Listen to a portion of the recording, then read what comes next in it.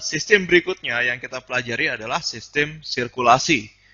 Sesuai namanya, sirkulasi artinya peredaran. Peredaran apa coba?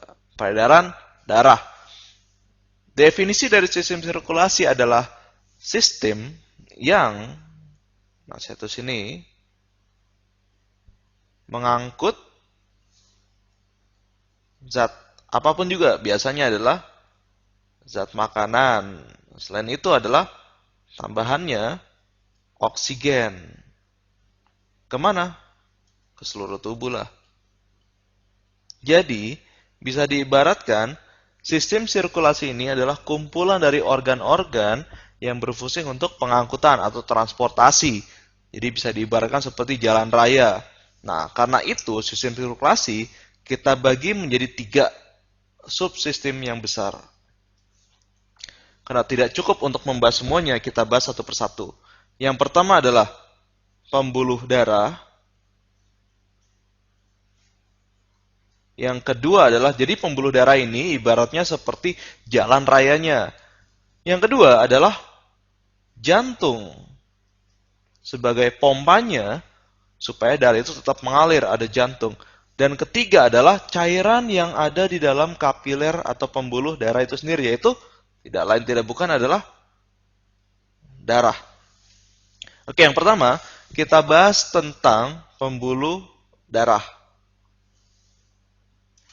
Pembuluh darah, saya tulis di sini, terbagi lagi. Nah, pertama, kita sebut adalah arteri atau pembuluh nadi. Yang kedua, kita sebut vena atau pembuluh darah balik. Yang ketiga, nah ini kapiler.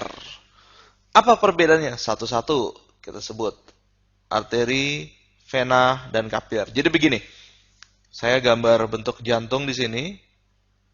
Nah, punya 4 ruangan, atrium dan ventricle, serambi dan bilik. Semua pembuluh darah yang menuju jantung disebut vena. Dan semua pembuluh darah yang keluar dari jantung disebut arteri. Soalnya kan namanya arteri pembuluh nadi, vena itu pembuluh balik, yaitu kembali ke jantung. Lalu, di manakah kapiler itu berada? Kapiler itu adalah antara vena dan arteri. Jadi urutannya begini.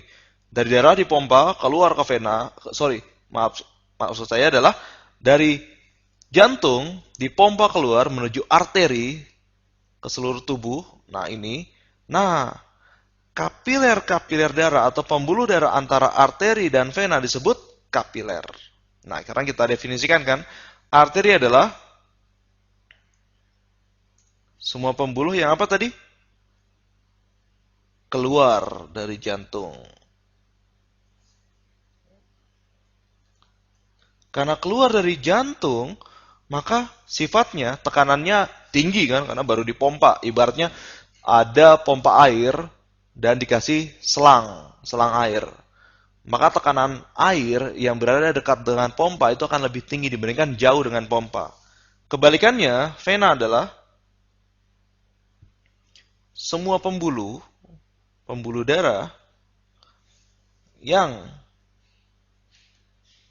kembali ke jantung. Sedangkan kapiler adalah pembuluh yang ada di antara antara si arteri dan vena kan. Maka kapiler biasanya itu bentuknya kecil. Nah, sekarang kita bandingkan masing-masing bentuknya. Saya gambar satu di sini. Nah, ini kecil, bulatan kecil di tengah. Dan satu lagi agak tidak beraturan dan agak besar. Nah, sekarang tebak. Yang mana yang arteri, yang mana yang vena? Oke, kalau kalian menebak yang ini adalah arteri dan ini adalah vena, berarti betul. Sekarang kita bahas satu-satu.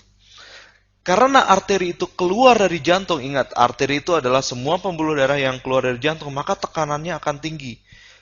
Karena tekanannya tinggi, maka dia harus mempunyai dinding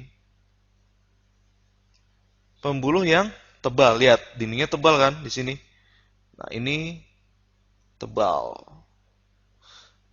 Karena itu, lumennya atau lubangnya ini kecil.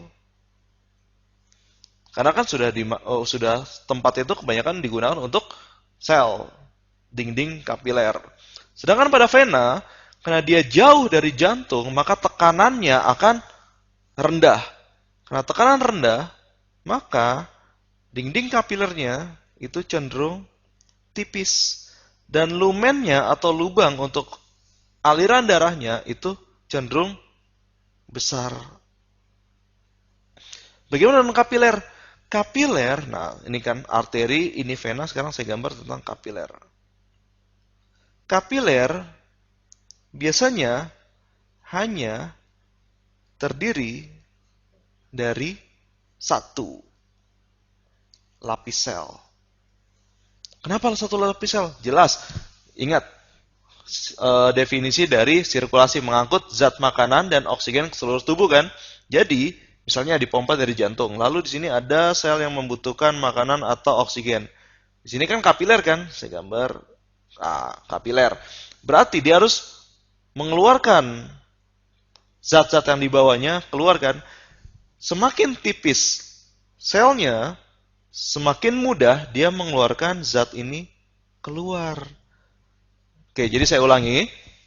Ada 3 macam pembuluh darah, yaitu arteri yang keluar dari jantung, vena itu kembali ke jantung, dan kapiler yang berada di antara arteri dan vena. Kalau arteri itu tekanannya tinggi, vena itu tekanannya rendah. Konsekuensinya, arteri itu punya dinding kapiler yang tebal dan ruangan atau lumen yang kecil, dan vena punya dinding kapiler yang tipis karena tekanannya rendah kan, dan lumen yang besar, dan terakhir si kapiler. Karena dia berfungsi untuk pertukaran gas dan pertukaran zat makanan, maka dia hanya mempunyai satu lapis sel. Jadi cukup pembahasan tentang pembuluh darah kita centang di sini. Berikutnya kita akan membahas tentang jantung. Oke, cukup sampai ini? Oke, ngerti kan? Ngerti.